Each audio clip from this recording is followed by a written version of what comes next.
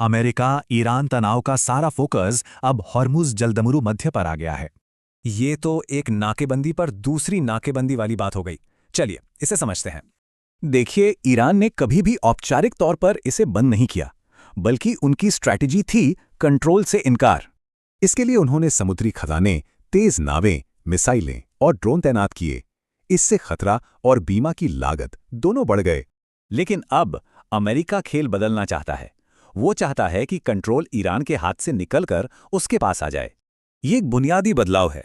Iran के रास्ता खतरनाक बनाने की जगह अब अमेरिका तय करेगा कि कौन जाएगा।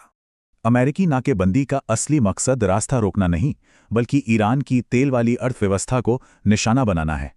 प्लान सिंपल है, ईरान का तेल एक्सपोर्ट रोको, इससे सरकार का खजाना खाली होगा और जंग के लिए पैसा नहीं बचेगा।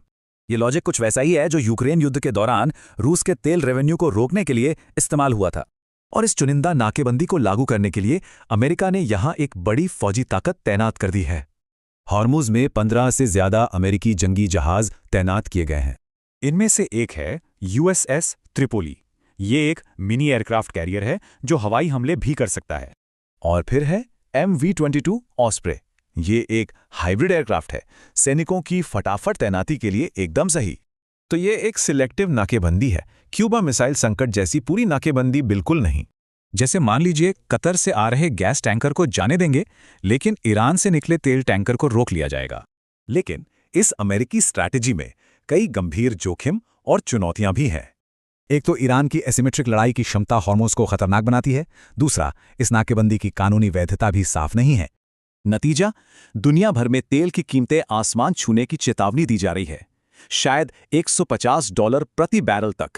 तो ये एक अजीब पहेली बन जाती है। क्या अमेरिका स्थिरता लाने के नाम पर खुद ही अस्थिरता फैला रहा है? लेकिन इस पूरे तनाव के बीच एक नया और काफी दिलचस्प मोड़ आया है। राष्ट्रपति ट्रंप का कहना है कि ईरान अब एक डील के लिए बेताब है। हालांकि ईरान की तरफ से ऐसा कुछ नहीं कहा गया है। तो अब सवाल यही बचता है, क्या ये हाई स्टेक गेम एक डील पर खत्म होगा या फिर एक जंग की वजह बनेगा?